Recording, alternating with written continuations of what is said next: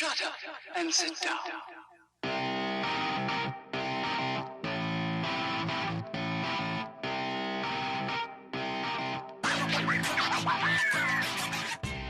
Welcome back, everybody, to the Midnight Showing. I'm Dan Connors. And I'm Bayless Sunnycliff. And this episode, we just got back from seeing Spider-Man Far From Home. Spider-Man 2. Oh, I saw a tweet about how Spider-Man 2, the phrase Spider-Man 2 now refers to 3 different trilogies. Yeah. I thought that was hilarious. Oh, God. That's a good tweet. You know, Yeah. they just need a way of differentiating it. I mean, these ones are Marvel Cinematic Universe. And then there's like... I'm not going to say MCU Spider-Man No, 2. but I mean, in terms of story and visuals, they differentiate it. But just saying the names, well, but then even saying the names, they have names: Homecoming and Far From Home. That's true. Most people are gonna call it that. Yeah. You know? No one says the full Amazing Spider-Man 2. Well, I mean, they have to because there's no other title to it. So it's That makes sense, yeah. So they did do their best. But now I don't know which one came first. Homecoming or Far From Home? They both have home in it, too. Okay, first things first. Like, we both, right out of the gate, hated the beginning. Yeah, Like, from the start, we both knew that was, because there was the 2-part, like, intro thing, and both felt, okay, well, the intro with Nick Fury and what's her name, the S.H.I.E.L.D. agent, like, driving into the city that was destroyed or something, that just, I don't know, it was set up weird, where it was just so, I don't even know how to say it. It was like they walk in, it's like they're in the aftermath of the superhero stuff, and then Nick Fury just gets out of a car and he's like, okay, well, where are we now? And then all of a sudden this dude shows up out of nowhere. Yeah. And then they pull a gun out on him. Because she's like talking like, oh, like anything's gonna come for us or something. Yeah, that's why I didn't like it, because it was so set up to be like, oh, what are we doing here? Like, what could possibly happen? And then, like, and then something happens. Immediately something happens. And then she pulls out her gun and says, whoa, what? Yeah. Oh, I've never seen anything crazy like this happen. Which now, towards the end, it was probably just because, like, Stereo, just turned on the well, yeah. projector during that time. But, like, for the getting, like, right out like of the movie, at that the was start, a it's lame like, way it to just start. seemed weird. It just seemed It odd. was just a bad way to start. And it was, like, 30 seconds. And And so it was then- like, what the heck? And then the Marvel credits roll. And then right into this confusing for me. Yeah. Like, Because I honestly thought it was going to actually be this, like, 3-section thing where they're like, oh, these are the 3 people who died, in case you missed it. And I then thought- walk on.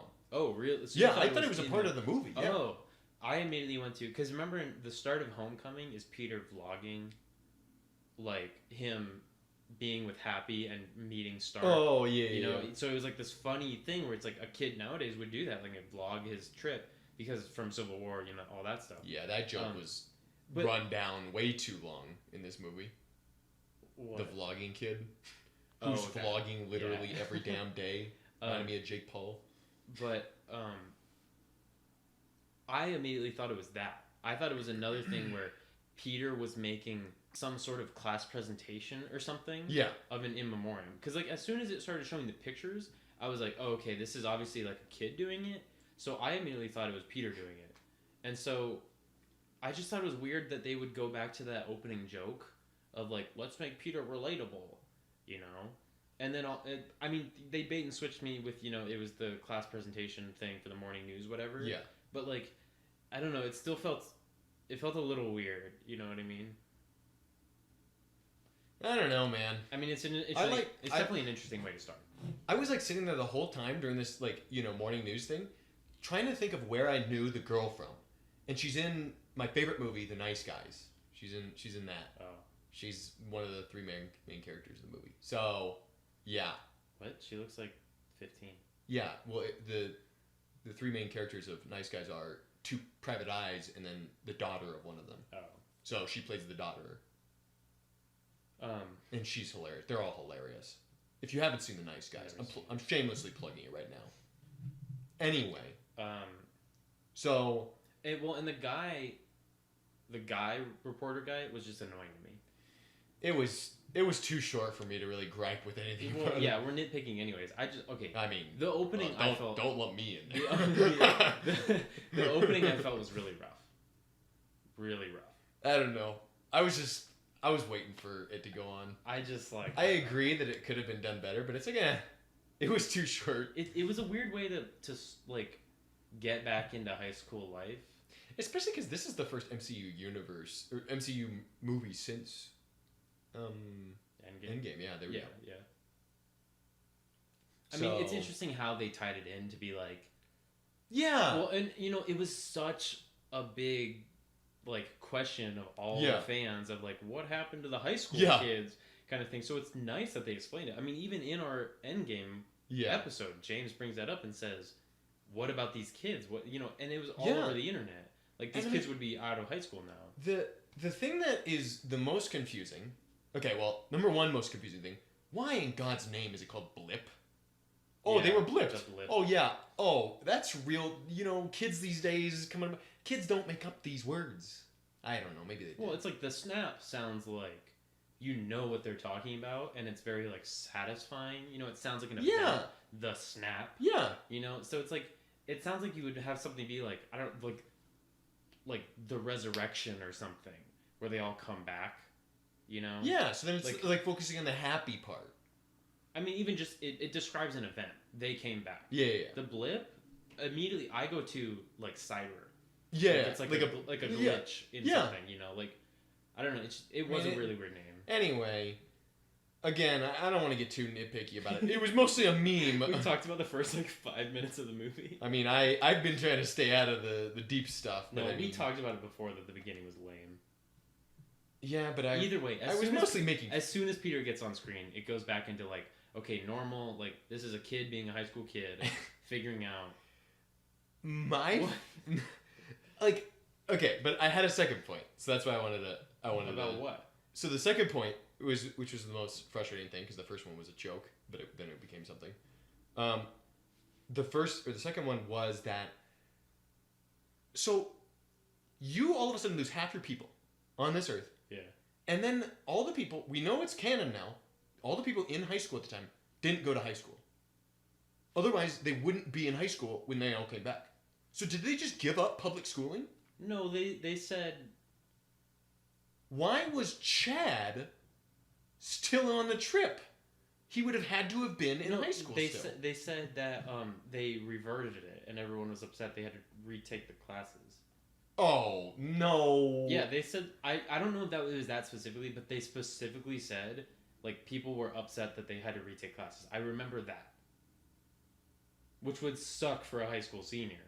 Because then it's like, you're, like, well into college, and there's like, you're going back to high school, buddy. I don't know, it sucked just going back to high school, it just sucks. So. Well, and especially just, I mean, James talked about it in the Avengers, or in the Endgame episode, like, how much would that suck to, like, come back, and all of a sudden, this person is 5 years older than you? Not even really because it would be worse for the people coming back. Everybody you knew was suddenly 5 years old. That kid said it. My younger brother is now older than me. That'd be pretty weird. Yeah, like, that would be so much weirder. Yeah, and then, like, because you've gone your whole life, with that dynamic. That makes the whole MJ love triangle thing so much creepier. That guy's 5 years older. Yeah. Yeah, right? so he's like 22. Oh, no, but it's okay, because he looks about their age. He just looks like an alpha Chad now. He's still in high school. He had 5 years to, like, bench press, Peter's weight. He's like 22, but he's hitting on, like, the 16-year-old. Okay. I want to cover big, broad strokes here. I didn't like this movie because it was cringe. Wow. Oh, there was a lot of cringe. It made me cry. There was a lot of cringe. But societally uncomfortable cringe. Not like cringe where it's just like...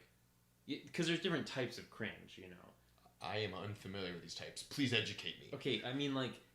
I'm not. No. But it wasn't cringe in, like... I didn't think it was bad or poorly done. I just thought there is bad cringe. Yeah. It's just like, oh, I can't, like, this is awful. Like, I can't, it's not even funny cringe. This was funny, like, oh, like, imagine someone in real life, like, If I'm midway through stripping and Chad comes through my damn door and takes a picture of me thinking, oh man, dude, I gotta do this to you. I gotta do it to you. I can't believe they had that scene. I know, right? It's like, wow, Chad, that's real disturbed. Not only are you 25, so that's child pornography, but goddamn, dude, you're gonna show it to another minor. Now you're distributing it. Jesus, Chad, you're going locked. You're getting locked away, dude. Good. Hey, I guess it's in what is it? Europe though, so it doesn't count. Oh yeah. It doesn't count. It didn't happen on U.S. soil. That's not gonna hold up in court, by the way, Chad. So good luck in Netherlands for the next. Yeah. Anyway, it's just okay. And I want to cover this because, and I know I'm gonna be the bad guy in this. Wait. But so we didn't finish the cringe thing. Like it was a cringe where it was like you could still watch it and it was kind of entertaining cringe. It's like a society cringe where it's just like, oh, like imagine this happening in real life. The thing that made it so bad, and it's the same reason why what made me not enjoy Homecoming as much is that I place myself in Peter. Yeah. In Peter's position. Yeah. And it feels bad when I'm there and I'm seeing all these. It's basically beat up on Peter Parker for the first 3/4 of the movie, and then it's redeemable. It's like, oh, it's a happy ending in the end. Yeah. But it feels when you're going through these. Oh, Chad over here is stealing my girl. Dude, that was such an awful like character. Right? Yeah. Like, oh, what do you do? Yeah. And in like every situation, he was trying. You know, he was putting himself out there. You know, oh, like Peter, he was like, "Hey, dude, please try to get me sitting next to her, please, dude." And he was a homie about it. He's like, "All right, fine," and he does it, and then it works a disaster. That was one of the cringes I'm talking about, where it's entertaining. It's just like, oh, like imagine this happening to me. I just felt bad. I actually wanted to kind of cry. But that's what I mean. It's not that cringe where it's just like some like. No, it wasn't. It wasn't bad. It's not that the movie was bad. Okay. Yes, you're right. It's not that the movie. No. I'm not saying. Okay, we're going in circles. It was good cringe, not bad cringe. Period. I didn't like the cringe. I wish I hadn't cringed. Yeah, there was a lot of cringe, and not even like high school joke cringe. Yeah, like it was like drawn out. Like, how is this even a real situation? Cringe, like the airplane seat that you're talking about. Yeah, like that was so flamboyantly like cringe. Yeah, it's just like it was like a ball rolling. Exactly like, right. It was like okay, and so it gets more disastrous. Yeah, because then it goes on to when he gets out of the when he goes back into the bathroom. Yeah. But that's more like high school kind of like flirty cringe, where it's just like that's the kind of cringe where I was fine with. I was already set up. You can relate to Peter being like, okay, let me like fix up kind of thing, and then it's a different person there. Well, but the whole time I was relating with Peter. I know. I'm just saying that one specifically is like more understandably high school cringe instead. So it wouldn't like, happen to you now, is what you're saying? Like I'm confused about the difference. I feel like we're getting really. We're just gonna argue about cringe the whole time. Okay, yeah, let's just. The not movie talk about was cringe. fine. I loved it. Like I said, I can't get myself out of Peter as a character.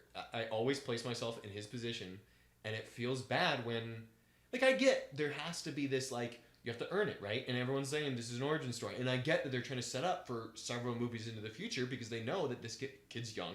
He's probably going to actually carry the MCU universe. Now, they're totally going to go into. They're totally setting him up to be. To carry this frank because they're definitely gonna do like a Spider-Verse Peter where he's like 26 and he like knows what he's doing, you know. Remember like there's that perfect Peter Parker right at the beginning of Spider-Verse. He had the movies down. Like I feel like they're definitely just gonna milk it as much as possible with Tom Holland and just be like at a certain he's super badass. Yeah, because I mean in the comics that's what happens. Like he gets with Mary Jane. He's like a perfect Peter Parker. And then it really is just a bunch of big fights and like, there's still drama and stuff like that. But like for the most part, he discovers himself and becomes an adult. He becomes an adult in like all of the comics where he's like 26. Yeah. So like I could definitely see them setting up Tom Holland for like a good long ride. I actually read something congratulations. That it is confirmed from Spider-Verse that Peter B. Parker is the Parker. Not the perfect Parker. Yeah. From Spider-Verse, but the one that breaks up with Mary Jane. Yeah. And lives this just like awful, detrimental life. And that's what this Peter Parker is. Peter B. Parker. His name is Peter B. Parker. So it is not canon necessarily, but you could assume that he might end up like that. He might be destined to. I'll believe it when I see. Exactly right. Right, Tom Holland's gonna be 45. Because I don't think Peter B. Parker was always like self-absorbed and the thing that I read I read something as well. Oh no. It's only a one-way street. Only I can read something. Was that Tom Holland really wants a Spider-Verse, to make Spider-Verse, but in real life. Yeah, but he wants to bring in not like Porkmeister. Yeah, like Peter Porker. Yeah, he wants to bring in the old Spider-Man.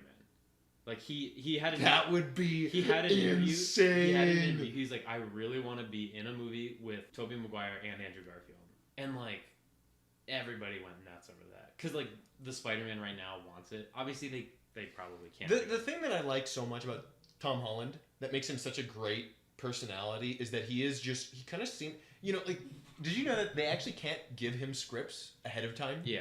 Because he actually will just spoil shit. Yeah. And like he doesn't know what like everyone else knows, so he just says stuff. And they loved him until the point that Marvel just stopped giving him the scripts ahead of time. Yeah. But like I just love that he just feels like just a dude, a normal for the dude. most part, he's the youngest. Yeah. Peter Parker we've had. He's Yeah. our age. I mean, he's the youngest Marvel superhero. I don't believe that anybody is. Well, younger yeah, than him. Spider-Man is. He's 22, right? Yeah. Yeah. So. Yeah, so he's our age. Yeah. But like it's easy for our age to act like 16, you know? So well, yeah. No, I'm not saying that. No. I'm just saying it's easy for him to come off like that. But like, okay, I was gonna get into this later. We still haven't talked about the movie, but like, I talked. No, but I mean, like, really, like we have. But like, really. But like, really. I was gonna get into it later. But my main gripe with Holland's Peter Parker / Spider-Man is he doesn't talk, like in the fights. Yeah. Like that's the whole thing. To me, ingrained is Spidey's like wit. Yeah, in and it's fights. yeah. And it's like they actually kind of like gave you a little bit in Homecoming, so I got really happy Yeah. about it. And like I don't remember the certain scenes, but he did throw a little. I think that this movie, but like I think that this movie was a little more difficult to But it's just make those like- quippy lines in because I mean the whole movie, Spider-Man is being manipulated mentally, But the whole point of that is that no matter through whatever he's going through, family drama, superhero drama, like whoever he's fighting, he's got that humor and wit. All I just want to say is that maybe there's still, right? Maybe this was just this was to demonstrate how rough and debilitating it is for Peter Parker because he's so naive and he's so trusting and he's learning quickly how not to be that. Because if you're a high schooler, of course you're going to be naive and stupid. Yeah, but the whole point is that no matter through it, he has the wit. But not so damn stupid that you give somebody your frickin' Yeah. $400 billion glasses. I don't know. That's just my main gripe with Holland's Peter Parker. Well, it's not his Peter Parker. His Peter Parker is great. I love Peter Parker. But his Spider-Man is Andrew Garfield right now has the best Spider-Man. I liked a comment that said that, like, before Tom Holland, they were relating, they said that Tobey Maguire was the best Peter Parker. Yeah, for sure. And Andrew Garfield was the best, Spider-Man. And when we came into it, we got a little bit of a scene with, what was it? Civil War was the first one? Yeah, that he was in? the first one he was in. We got a little bit of a glimpse of it, and I think everyone was hoping. Quips with that. He had really good quips in Civil War. He when he first showed up, he was like, "Hey, was that okay? Was that a good landing?" kind of thing. Then later, when he's fighting, what's his name, Bucky, I don't remember his superhero name, but Falcon. No, Winter Soldier, Falcon and Winter Soldier. When he was fighting them, he's like, as he's flipping around and fighting them, he's like, "Whoa, dude, you got a metal arm!" And it's like cool quip stuff. This one, there was one that I caught. And it was when he was fighting the drones on the bridge. There was one quick one where he webbed onto a drone as it was flying up, and he said "going up." Yeah, I caught that one. That was the only fighting quip I caught. Here's what I'll say. Okay, I'm not saying necessarily I'm hopeful about it, but I do agree with you, and I wish I'm hopeful. I do think they'll come back in the that third. they're going to make it him more quippy because that's Spider-Man. That is Spider-Man. Yeah. I think in the third he will be more, especially now that he has MJ and Ned. Yeah. So it's like I'm just hoping he gets a little more self-confidence, man. That's all I want out of Spider-Man. I think that they were trying to just do they have to set up the MJ love line, and now that it's finally there, they can stop. They've set it up twice though. No, because they had to introduce Zendaya as MJ and get people kind of sold on that. Zendaya. Yeah, that's her name. Really? Yeah. How did you not know that? Because she says it once. In the two movies, she says it once, and she says. It's not. But then movie. most people call. No. That's her name in real life. Oh. Is that her full name or her first name? It's like she uses it as her like full name, stage name. In the credits, it says Zendaya. Oh. She uses it for everything. I see. It's like Todd. Cher. Like Cher is just Cher. That was a Deadpool 2 reference, by the way. Oh, I don't remember anything. Like about Cher that movie. or Todd.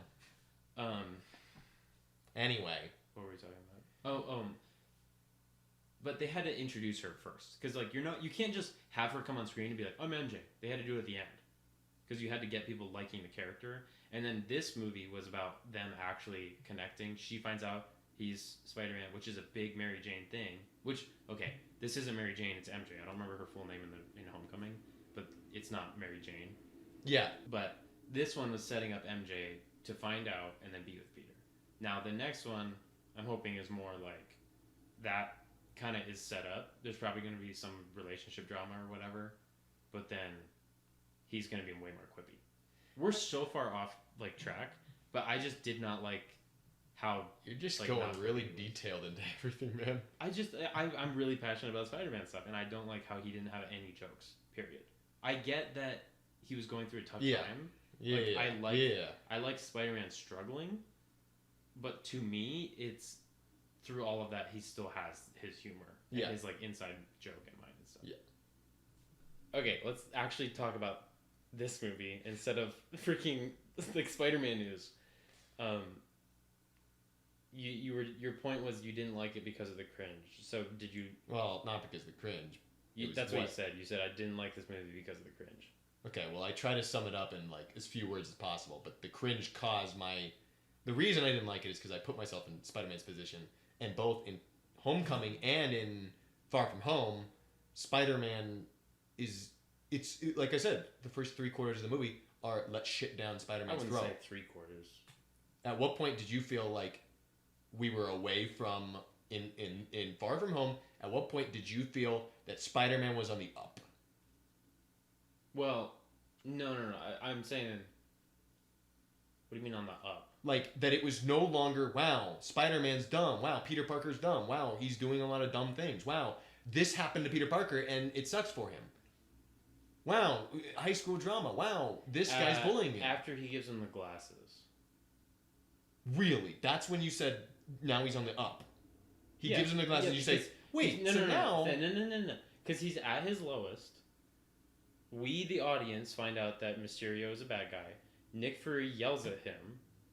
Then he has to, like, come to terms with it, and then he never actually yells at him over giving him the glasses. He never talked to Peter in the movie after he gave him the glasses. Wait, who am I thinking of? You're thinking of Oh, I'm combining the happy scene with that. Oh yeah. Yeah, that's what I'm getting confused with. Wait, what happened after he gave him the glasses? What happened? He gave him the glasses, and then he walked away, and then MJ's talking to him, and she drops that like projector thing. No, but there was a space between that. Okay, well he was like talking about all his plans. The dude was talking about all his plans to win. No, it was after that because. It went to them in the hotel. Yeah, I'll say it was definitely after we hear like Mysterio's plan. Because after that, Peter starts to figure out the plan because MJ has the projector thing, and that whole scene happens, and then he figures out what to do. Okay. Which is what, like half? That was at least 2/3. No. That is not half. Then what was half? Half was the elemental fight. Like the fire. Like no, not the fire elemental, but the water element. No. Water was definitely not half. Because that's when it got interesting.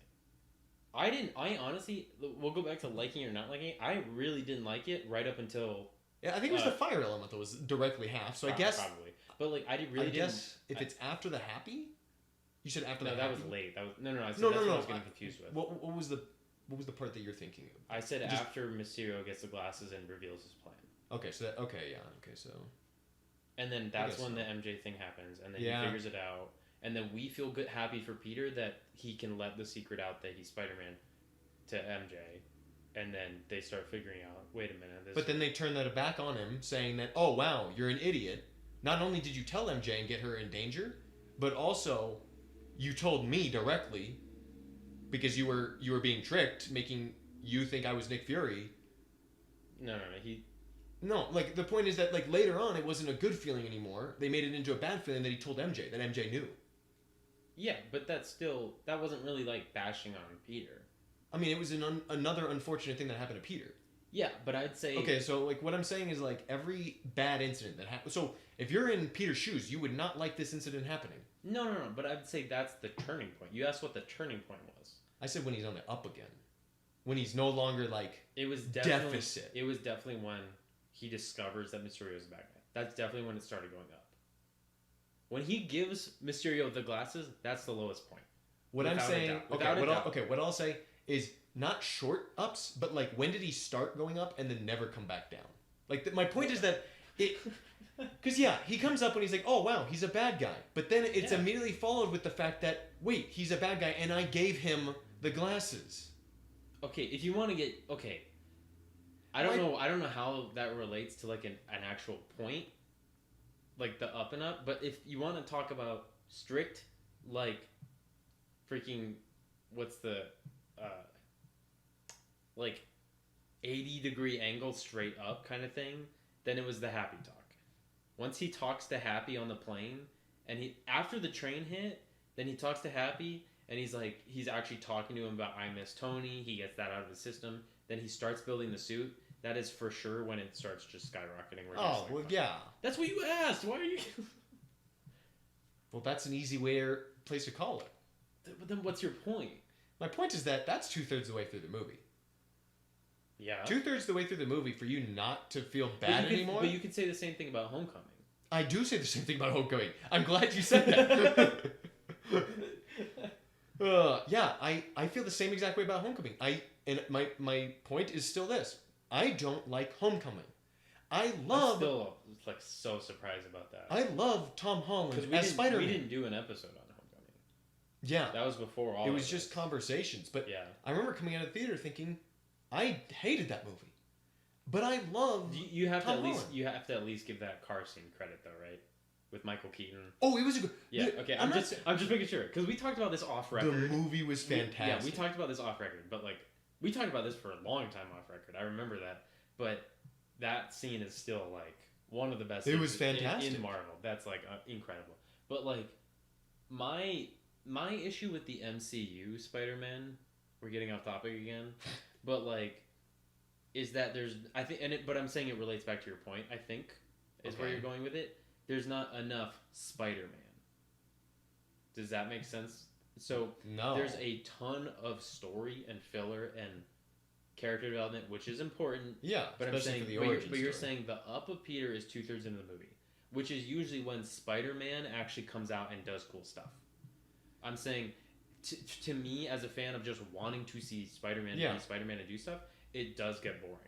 Where it's like we had the stealth suit and he was doing cool stuff, but for the most part, it was hard to focus on anything other than Mysterio. Yeah, and so I'm saying it relates to your point. I feel like whereas it did get points where it's just like, come on, I just want to see him wear the Spider-Man suit. Yes, it was a new suit, but like not the stealth suit basically, because the stealth suit was boring to look at after a while. Yeah, exactly. But just get to a point where it's just like see him do cool stuff, you know, and I like that was 2/3.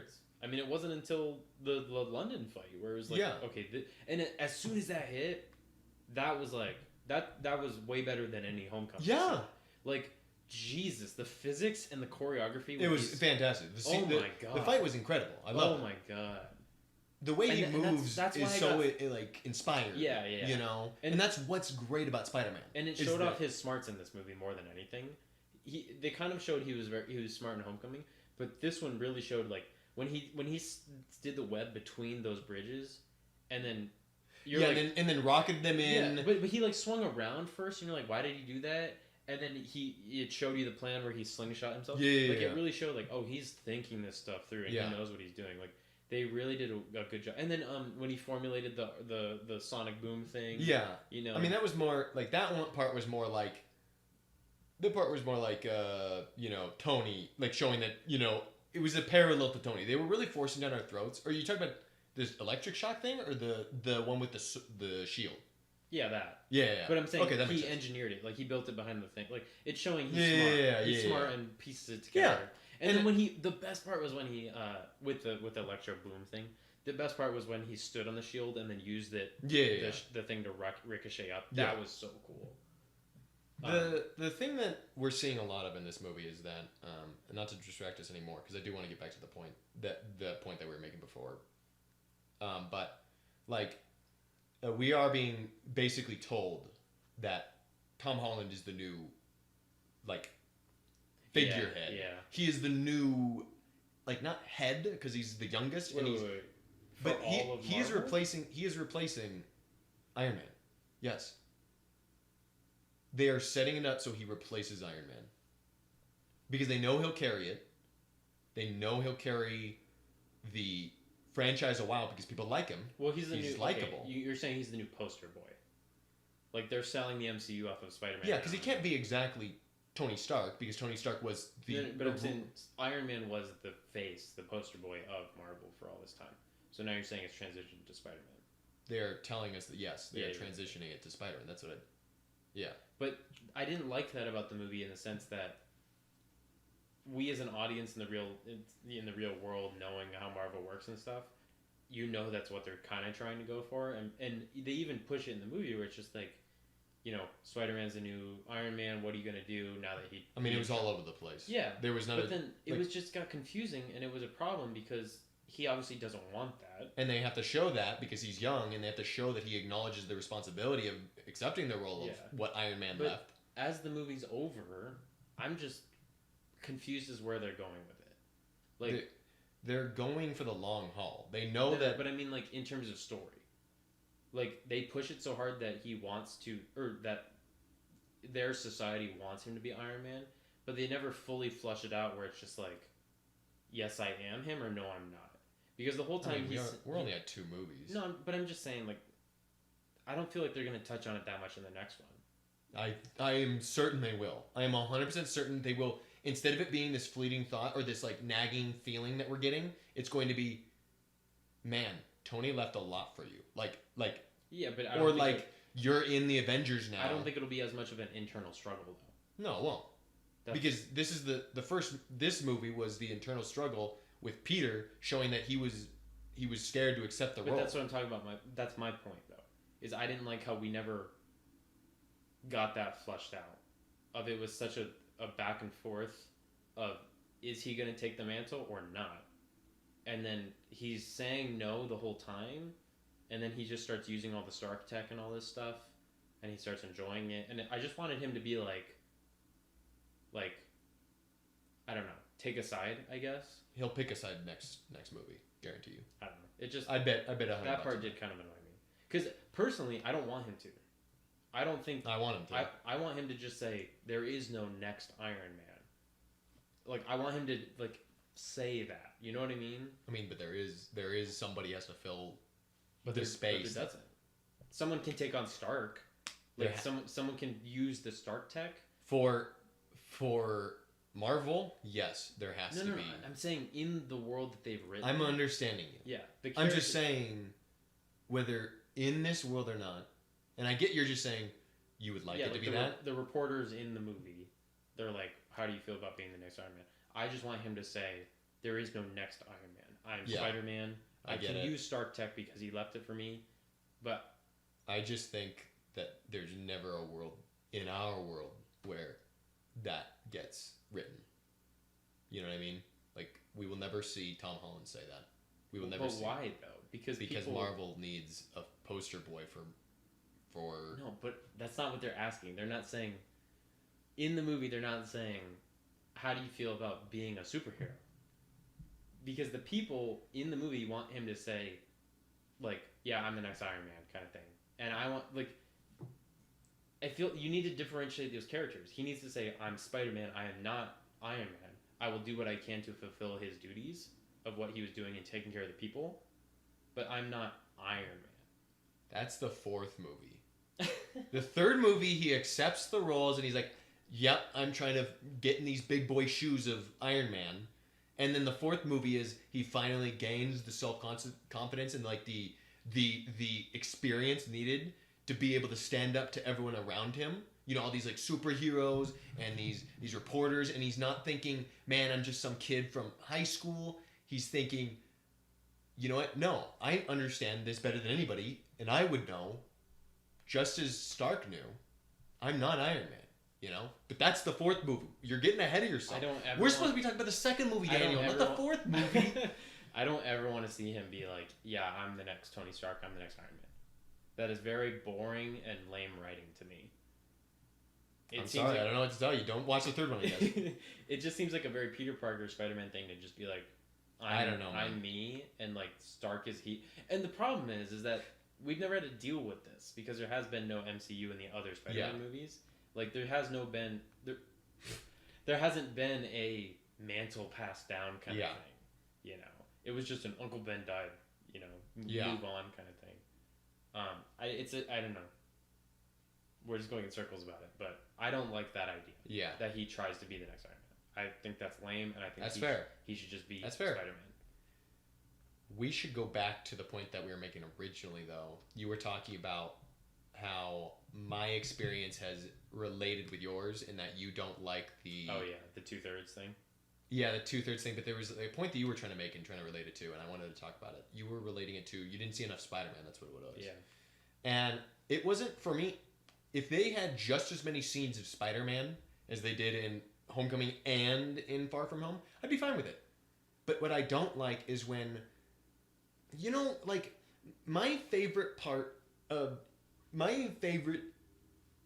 Spider-Man movies, my favorite superhero movies, are the original 3 Spider-Mans. Including the third one? Yes, including the third one. We have that on record now. Because I just love their, you know, that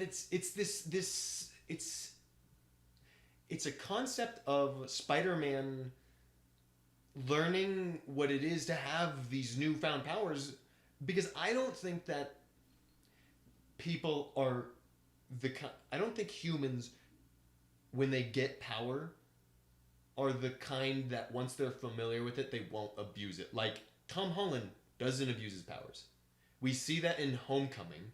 He's bullied by that one kid, and he doesn't even think twice about trying to show him up.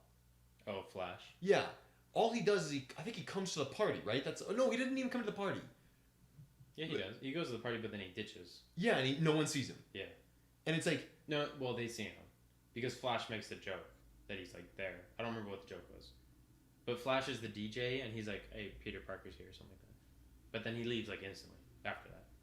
And then no, but as Spider-Man, I mean. He never gets seen as Spider-Man at the party. No. Yeah. And so that's my point. It's like, you know, like, because that's what the flex was. That Flash was like, oh, dude, yeah, whatever. Your Spider-Man's an idiot Joker, whatever, you know, and he was shit-talking both of them. And then he was like, yeah, well, I'm friends with Spider-Man. You know, trying to flex on him because, you know, he's being fucking bullied. And then he's like, oh, yeah, well, why don't you call him over? Get him to come to this party. And he's like, okay, maybe I will. And then he suits up and he goes over. I do remember and then that. He doesn't show up. And he doesn't get down there. And he didn't have to beat him up. Just jump down there and say, hey, yeah, I'm friends with Peter. Yeah. Or, like, just show up and not say anything, you know? Don't say anything because, obviously, you know, his voice would be recognized. But, you know, just make an appearance, right? And that's what, you know, like, it felt bad that the whole movie, he's being a good guy. This movie? No, in Homecoming, he was being a good guy. We gotta get back to this movie. But it's important to, like, it's easiest to recognize the if you know the backstory of Homecoming. Homecoming was the same way. The whole time, Peter's this nice guy, just trying to, you know, do right by him, and he's not hurting anybody. He's just trying to say, hey, listen, I want to sit next to that girl I like. I just want to have a nice, you know, I'm not trying to hurt anybody. I'm not trying to be this selfish guy who doesn't want to go on, who doesn't want to help the world, but I just want a break, man. I just want one summer, right? And then, you know, he gets roped into going, you know, like, and going to a different place, right? And then he's like, he just takes it, you know? He just takes the hits, you know? And he doesn't ever fight back. He doesn't get, like, it's because he's self-conscious.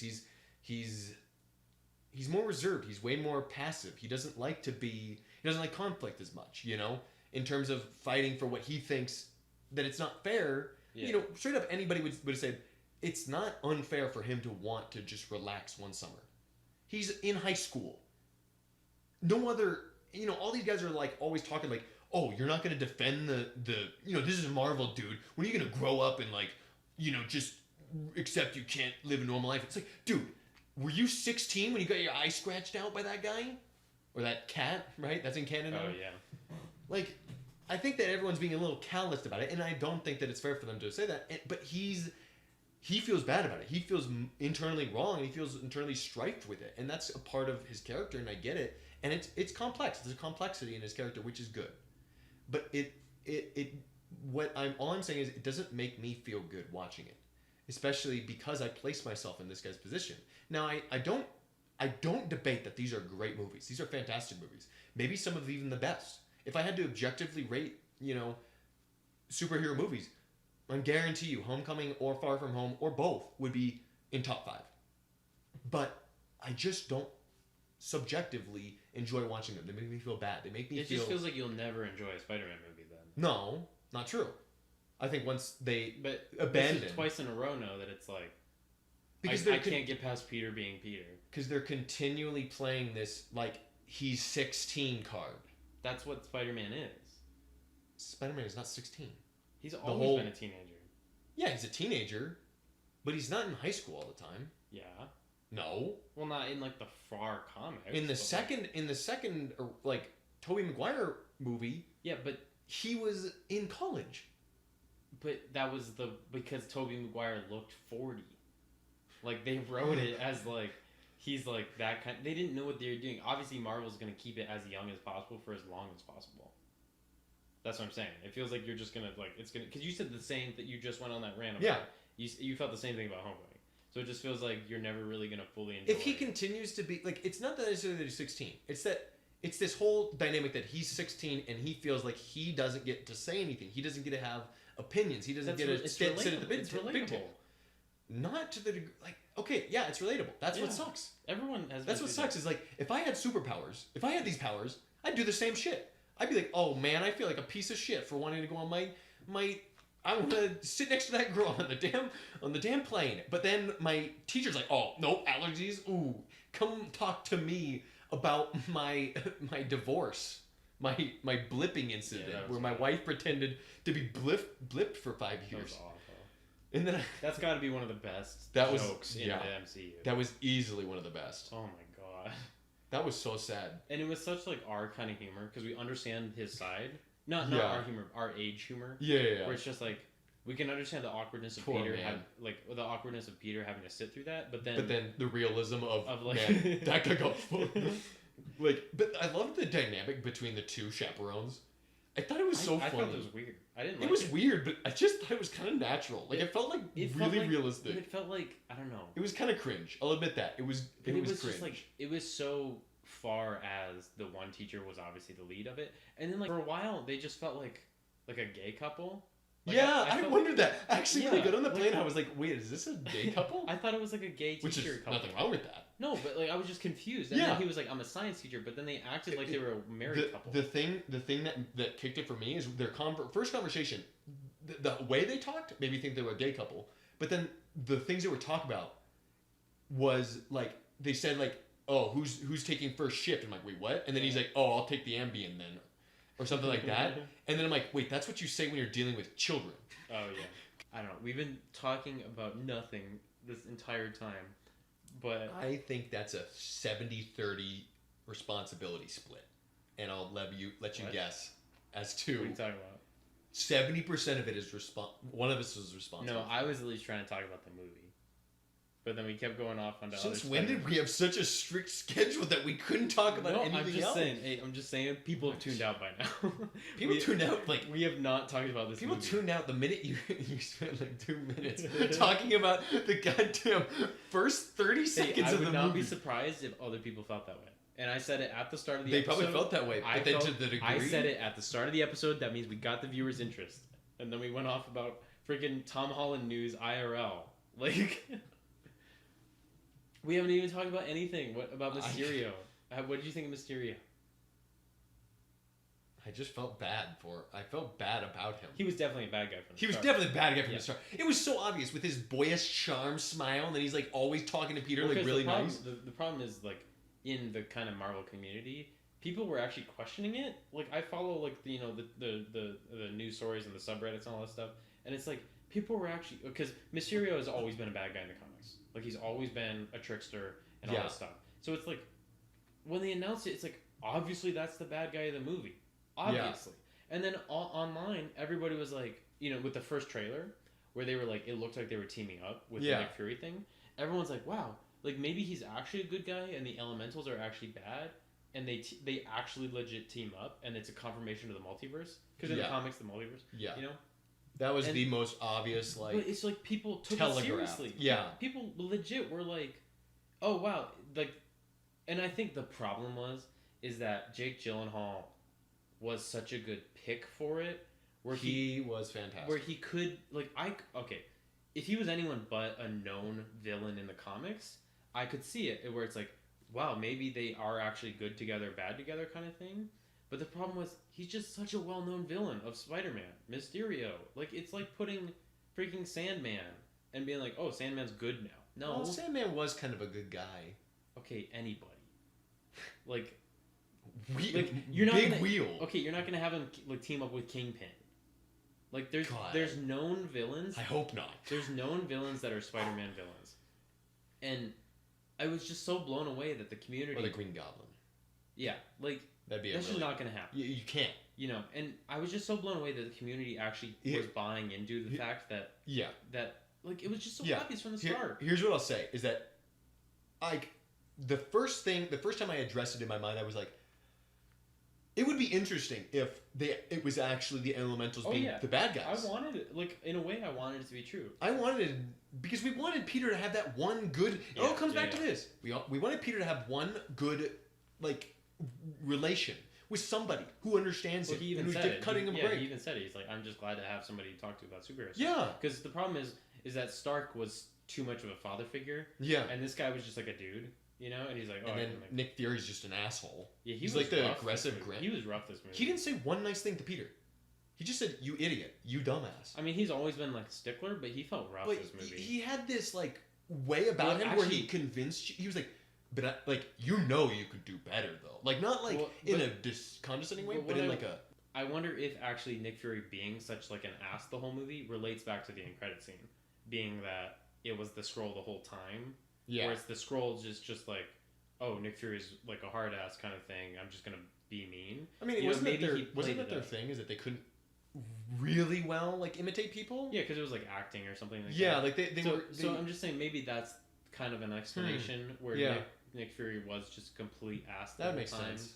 because he wasn't they just- actually Nick Fury. Yeah, that they just took like what they knew most about Yeah. him and just kind of rolled Yeah. with it. But then So that kind of explains it. But still, up until unless you saw the very very end credit scene, Nick Fury was an ass the whole movie. yeah,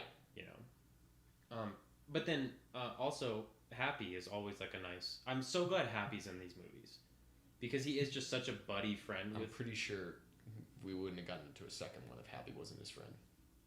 It does get a little weird where he's like in love with May though. It does get kind of weird. Like it's a funny joke, but like it's kind of like I was literally uncaring about it. I didn't think it was funny. I didn't think it was cringy. I didn't think it was bad. Didn't think it was weird. I literally just sat there and was like, okay, that's a thing. I just wonder where they're going with it.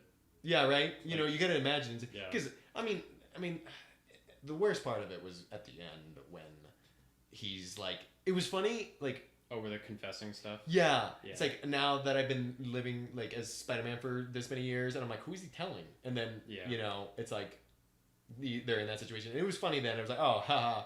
And then the weird, gross answer that was given, it was just strange. I mean, they had the disconnect, and they were like just kind of like trying to like. I mean, it was Happy trying to meld Yeah. her answers, and she's just like, whatever, man. I'm a free spirit, dude. Whatever happens at the end of summer happens at the end of summer, you know. And I'm like, what is Well, this? and also like, summer doesn't matter to adults. right? Yeah. So like, summer fling. flings. Summer fling is a very high school thing. yeah. And it's like they're clearly 50 something. Yeah. Like I don't know. That was a weird one too.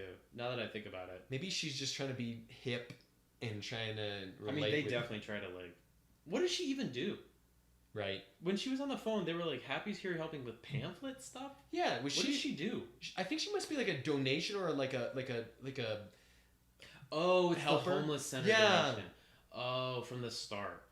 Because in the back there was a Spider-Man like figure thing, and there was a donation thing. It's the homeless help thing. That's why she was giving that presentation. Okay, that makes more sense. So, what'd you think of the legendary J. James Jonason? You said it wrong again. Damn it. J. Jonah Jameson. Dude, I'm so excited. I so excited. am thrilled. As soon as they said we got a report from the Daily Bugle, it was like, oh hell yeah. Nostalgia throwback. He pops on the screen, and they set it up to look like Alex Jones, like on his little Infowars panel. Yeah. And it's just like it couldn't get any better. I loved every part of that, and mainly because it's now canon that there is a secret, invisible picture boy taking videos that was right behind Spider-Man the whole time. Yeah, that was weird. Like, did they hack the bots, the super secure bot system that Tony Stark built? Wait, who? Who's they? Whoever edited that video. It was the dude when he took the flash drive. Remember? The scientist dude. Oh, that's what he downloaded. Yeah, I thought he just downloaded all of Edith. There you go. I thought he downloaded it again, like the Edith. Oh yeah. Well, no, but it's because, and it's actually really interesting because Mysterio said before the main fight where he dies thing is, he said, "I have failsafes." Yeah, he said, what was it? You make the people believe.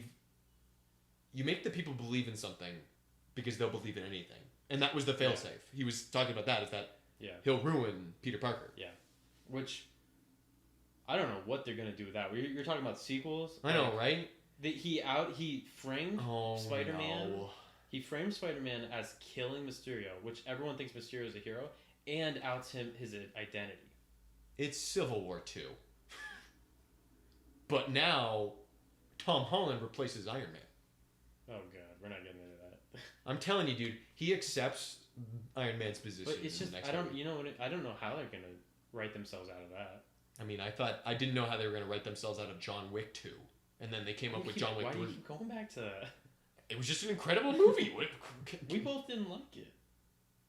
That's not true. I hated it. You said you didn't like it.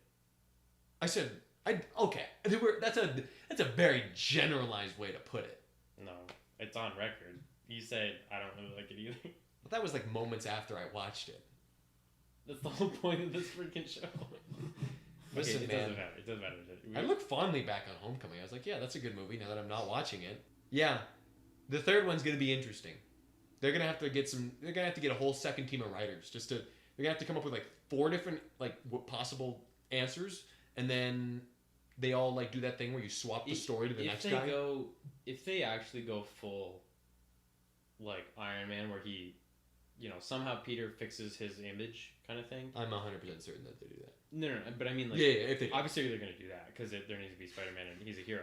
But I mean if they go full Iron Man where he outs himself and he's like, yeah, I'm Spider-Man, and he takes off the mask kind of thing, I don't like that at all. I know what happened in the comics and I get it and like that's a whole line, but like in this cinematic universe, I just like the fact that it's just a kid being Spider-Man. He won't be able to go back to high school. Yeah, like I don't want to have to go sit through and deal with all that of like him being a hero and all this stuff. And we're gonna just watch. That's gonna be the first third of the next movie. He's been outed. He's been forcibly outed. Like people will think he's Peter Parker or he's Spider-Man because they showed a picture of him. Yeah, like but I'm so saying, there's no way of getting around it. And we're gonna have to watch for the first third of the next movie. We're gonna have to watch. Oh man, Peter's Spider-Man. Don't let him piss him off. He's gonna beat you up, and then that's gonna be the drama in high school, and then he's gonna realize he can't do high school anymore. I don't know. It'll be weird. I'm not gonna enjoy it. Told you. I told you. Well, it's gonna be for a different reason now. Because then people are gonna respect him now and not bully him, and then Flash is gonna like. I don't know. It's just a boring way of storytelling to me, because Spider-Man to me is so very. I know.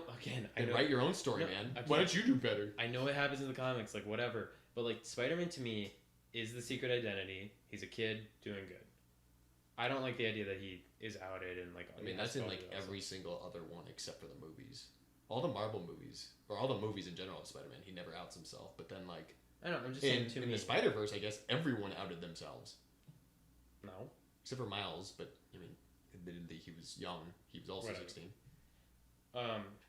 It's just hard for me because Spider-Man is so fun for me to talk about. Mhm. Like, it's actually just my favorite character of all time. Yeah. And I don't think that's even just Marvel. Like, I actually just think it's my favorite character. Of any medium ever. Yeah. Wow. I said that was Spider-Verse. I said Spider-Verse is the best Spider-Man piece of content ever produced. Those are two very different statements. No. I was relating back to like proclaiming that is like, you know, I think whatever. Anyways, he's just so fun for me to talk about. That's why it's just all over the place of not even talking about the plot. Yeah. But okay, let me say one is Mysterio in the original stories and all that stuff. He's just like a magician kind of wizard dude. What did you think about using modern day stuff like tropes and topics that he was using all this Stark tech and drones and all this stuff? I thought it was pretty good. Like, I liked it. It was so It was a twist on what we normally see, right? You know, and it was interesting that they then show us, like the next fight that he's in, they immediately show us how he could just totally disarm, like that. What fight are you talking about? The one with Spider-Man where he tells him, where he pretends that Nick Fury shot him in the chest. Oh, before the train. Yeah. That whole thing. That was so cool. That was intense. That was so good. And he whipped that up in what, like 2 days? Because they had found out. See, that's the problem. That's the problem with Mysterio with this tech stuff. They contradict themselves, because he's planning a fight with the cinematography and the choreography of the projectors. We have that whole scene of him planning that the choreography. He literally says the choreography, and then it's a what's the word? Sudden, like unplanned fight sequence. What is that word? It's like unplanned. You know what I mean? Unexpected. Is it more sudden than planned or unplanned? Unplanned, unexpected, sudden. Out of the blue. Jesus, I don't know. But it contradicts itself because of that. Because I don't know. They never said he has to choreograph, but it seems like you have to have that stuff set up.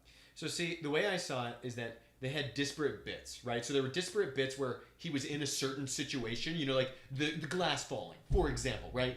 And once those things shift, I think that it was mostly relying on the fact that psychology would tell us that, especially in a panic state, he's not going to be thinking about what's going on. Even if he knows that they're just projectors, he's going to be like, what the hell is going on? Like, he's just trying to, like, observe things. And that's what we see when he succeeds in fighting them, is he just stops looking. Wait, what are you talking about? My point is that... Who are you talking about? I'm talking about Spider-Man. I'm talking about Mysterio. I know. But in relation to Mysterio and how he choreographed it, right? Okay. He uses these stage changes, let's call them stages, to like unnerve, unsettle, like, you know, to catch, you know, them off guard, you know, Spider-Man off guard. So he never gets a bearing on what's happening. Even though he knows that this isn't real, at the same time he's being affected by these things that are, so all of a sudden he's having to switch through these stages so quickly, so rapidly, that he's lost as to, you know, he's lost as to how to react and what's actually going on and how he can get away from the situation, how he can fight back the bots, right? He's keeping him in this constant, like, on the back foot kind of fighting, and it actually, I think, works out really well.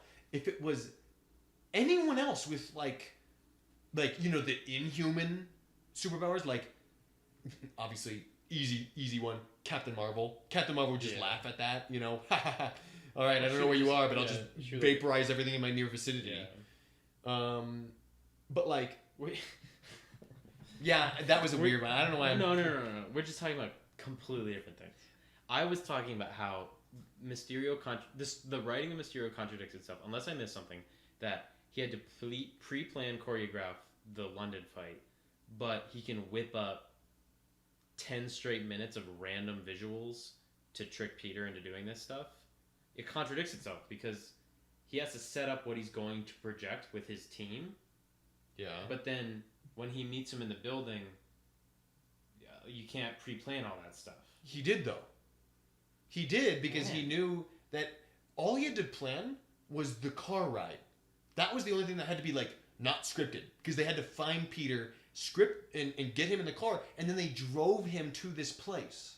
As soon as the girl fizzles out, like with Fury, and then Fury gets shot, and then the girl fizzles out. Everything between that and Fury as the hologram coming up to Peter and being like, "Who did you tell?" All of that was not. There's no way that was scripted by Mysterio. That was scripted. There's no way that was scripted. No, there's no. Yes. No, because it changed depending on what Peter did. He was running and punching. He pulled the crane down. All of that was happening suddenly. Like it was all. That was real though. That was a real thing that was allowed in the scene. What? The crane coming down. No, I know, but then Mysterio changed what was happening based on that. I mean, there's obviously some sort of smart algorithms to be able to tell, oh, one of these guys got knocked down because Peter actually threw a random wild card punch. It just seemed like it. I'm not. I mean, I know I'm nitpicking it. These are $400 billion machines. Tony Stark built them. Yes, but Tony Stark. But Tony then Stark they contradict themselves by having him have to choreograph something with a team of like 6 people. That programmer dude, like he was setting up what the visual was with the London fight, and then all of a sudden this was just all this random crap happening for 10 minutes. I'm not bashing the scene; it was incredible. Like I think if you give that was one of the most comic book things to happen. Yeah, you can easily just draw that. I think if you give way a little bit to the, magic. Sure, magic. If you just turn I hate saying this because then it invalidates the argument. So, but I'm still gonna say it because I think it is valid in the way I view it. If you just turn your brain off around that area, it's like it's not too far of a stretch. If you just, it's like okay, maybe there's some real good AI or something. Explain it with some sort of technology thing. But it feels like they could have written themselves out of it by just not having that guy code the projection and just have at least a shot or two of Mysterio like changing the scene on his little arm thing. I feel like that would be way more complex. No, because then he could pick and be. He's not actually doing anything. He's basically just standing there that whole time that Peter's being fought. Yeah. So he could just stand there and just be like, okay, now this scene, now the shards of glass, now this scene. Like, it's all fake anyways. So it seems like you could have just had one where he's just like, boop, boop, boop.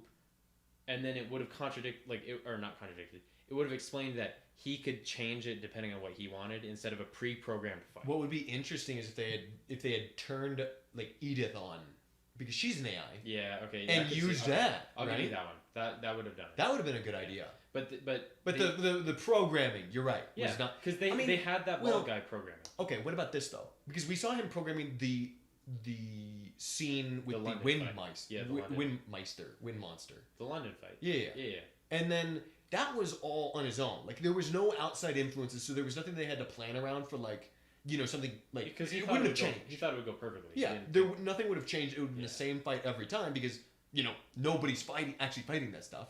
Yeah. But then, I mean, it's essentially like a light show or like a concert. Like so that can be easily programmed. Maybe, and they didn't explain it, so it's still their fault. But maybe they had used those that they didn't use that. They didn't hard code, so to speak, that fight, the Peter fight, because that was interacting with an actual person. Maybe that's what I meant about the crane. It changed depending on where Peter was falling. And we saw him getting hit by.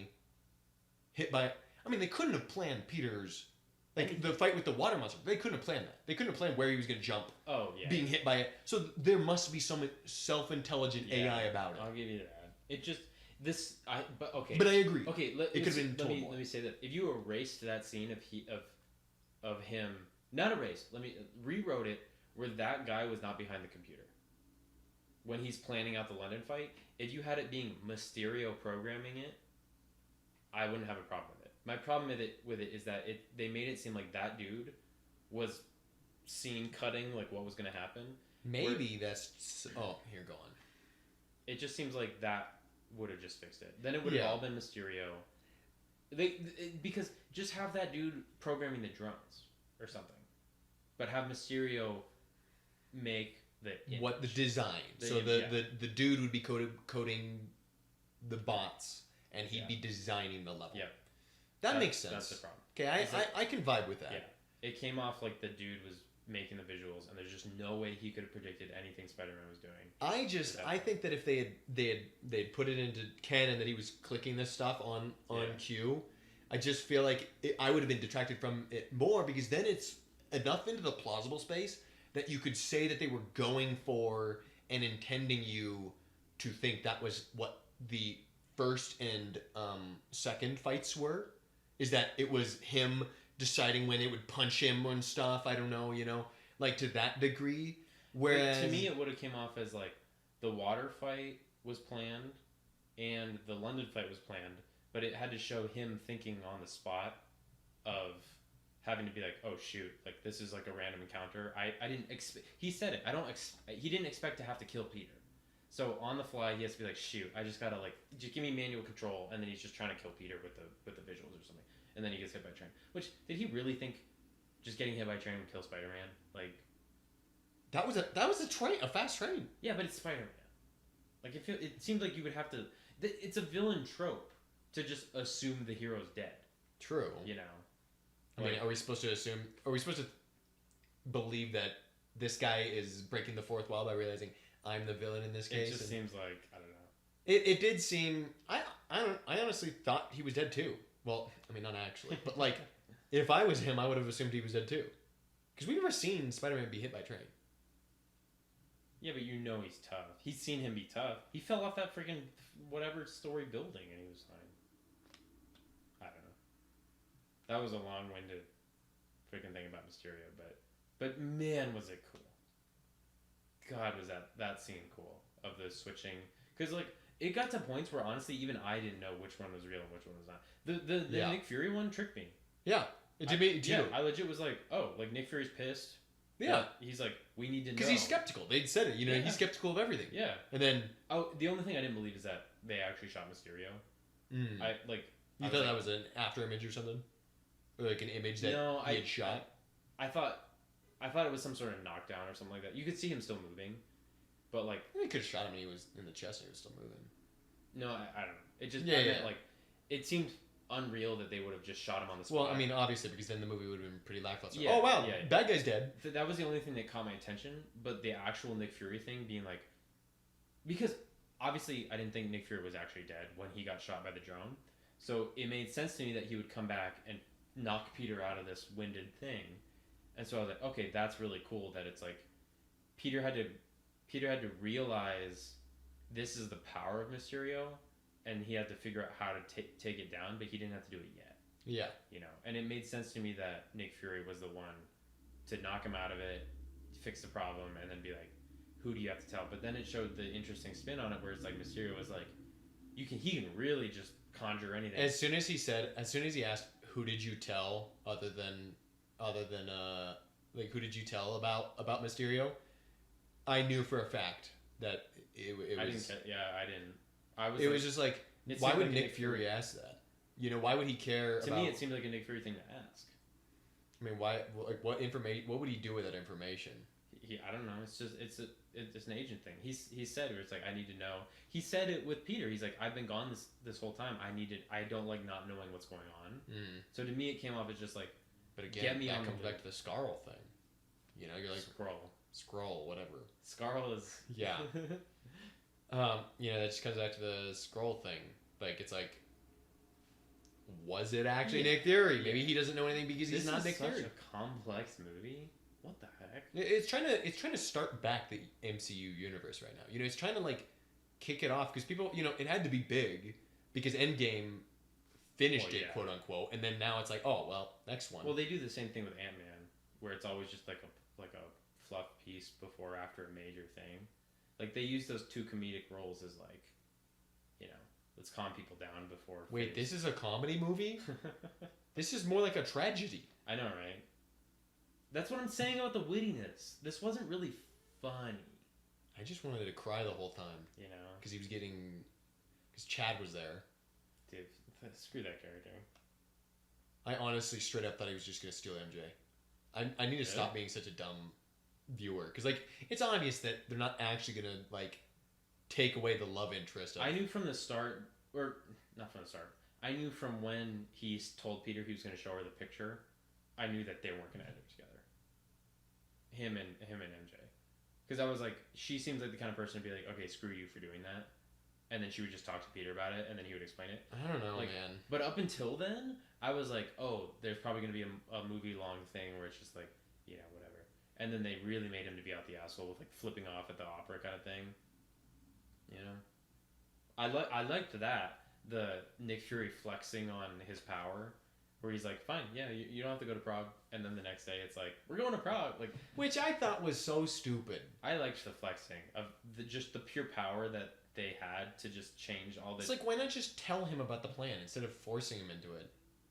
He wouldn't have done it. He would have just. Yeah, I guess so. Nick Fury knows his men better than anybody. I don't know, I liked the kind of flex of just like they kept changing the plans based on whatever Nick needed to keep Peter into working with them. Yeah. Anyway. I just can't get behind these movies. I don't like feeling bad because I feel like I'm the main character. Okay. I feel bad too. I'm not trying to say I don't. Yeah. Relate to what you're feeling. I understand, but this action scenes of Spider-Man being Spider-Man cleanses it. As soon as that happens, I'm like, okay, I got through it. Let's just have fun. It makes me feel worse actually. No. Because he's a badass. He can do shit. Okay, I will say though, I don't like comparing other movies, which I know is hypocritical because that's all we've done this episode. All we ever do. But it's hard with Spider-Man. There's what? This is 7. There's 3 Tobey Maguires, 2 Andrew Garfields, 2 Tom Hollands. Like, it's just hard to. There's so many of the same character. You know, it's hard. I think they all play very different characters. But that's what I'm kind of getting to. Is that I will say, in agreeing with you, the last, especially Andrew Garfield's Spider-Man, his action scenes were way more fun and like lively. Yeah, I don't remember. They weren't as serious or as choreographed though. I think it was the first Amazing Spider-Man where he has to save that kid and his dad from the car falling off the bridge. Yeah, like even those kind of heart-tugging moments are still like, it's still energetic in a way. I will agree with you where Tom Holland's action scenes are very like white knuckle clenching. Like you don't really know what's gonna happen next, and it's very. He's very tactical, very It's like a hit or miss, you know. The older Spider-Man action scenes feel more lively, and it's just like it feels more. They're going with the flow of just like, okay, here's Spider-Man swinging around, and he's just kind of off the cuff, I guess you could say. Yeah. This feels more choreographed. Like this is a fight scene.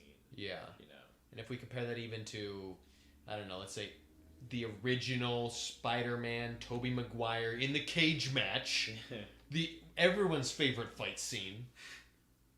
Yeah, it's a lot different. But yeah, I'll agree with you with that. The older fight scenes are more fun. You know, this one's more clenching. I wasn't necessarily saying that. I was just saying like, you definitely see that they put a lot more effort into making it like he's really having to play these tactically and smart. In exchange for experience. But I was saying, I was agreeing with you in the sense they do bash on this Spider-Man more than any other. Exactly. Like, Andrew Garfield had to deal with Gwen dying, which is tough, but that's really the only thing. This one is like, he has to constantly battle. In Homecoming, it was when he had to lift the rubble, thing. He got, he's beaten down, he's not Spider-Man anymore, basically, and he has to, like, become Spider-Man again. But, like, this one is just like, it's the same thing. It's like constant beatdown, blah, blah, blah, blah, blah. It's just, it makes me honestly sad to watch this. No, I see what you're saying. That's what I'm trying to say. Yeah. I agree with what you're saying, but I do think you should see it in more of a lighter sense of having fun with it and being like, damn, that flip was cool kind of thing. You know? Well, no, I enjoy the fight scenes. It's not that I don't enjoy them, but then it's like, it makes me feel worse because then it's like, wow, look, he is a badass. Wow, look, he is awesome. Yeah. He can do this stuff. But he chooses to let the entire world shit down his throat. You know, it's like... But that's what I'm saying about when we were talking about sequels. I just hope they do move past... I just want to see Spider-Man be cool Spider-Man and like do cool stuff. Yeah. Like I don't want to see this like. I'm tired. I wanted this Homecoming. I thought the Homecoming was way more than enough. Like, beat up on Spider-Man because he's 16. Well, the problem was, I think, I don't know what the writing process was, but I think the problem is that was written before Endgame was written, and once that was finished and Tony died, they're like, well, now we gotta have give him some time before he can become a badass. Yeah, we gotta have a movie of Peter mourning Tony, because they set that up so hard that he was a father figure.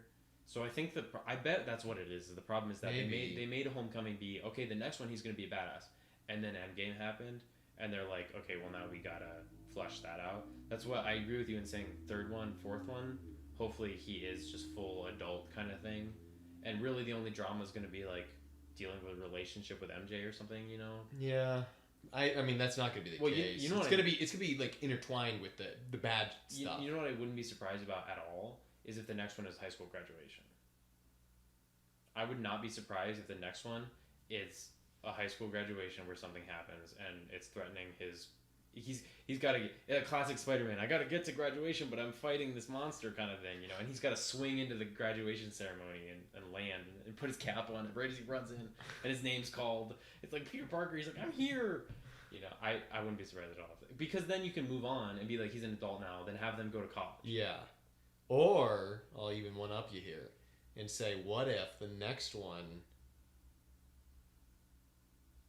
it's him and MJ against the world. The world hates him and he can't redeem his name, and they're on the run, and it's causing so much stress. Well, they can't be on the run. They already did an international one for this one. And then she becomes Deadpool. They can't do international again because they already just did it. It's going to be back in New York. No, but that's the thing. Everyone thinks they went international, but they just stayed in New York. What if they're on a cruise the whole time? Yes. It's just Spider-Man on a cruise. They visit Snowden in Russia. Go back into, like, you know, talking about this movie. I'm very glad that they touched on that fact, where everybody was talking about, if Spider-Man appears in Europe, everyone in the class is going to know because he showed up in Washington Monument. He showed up in Europe. They're going to know. I'm so glad they actually talked about that, and Marvel's gotten really good at that. They know how the audience is going to react and what their questions are going to be, and they address it later. Yeah. They've gotten really good at that. And so they were like, people are going to be like...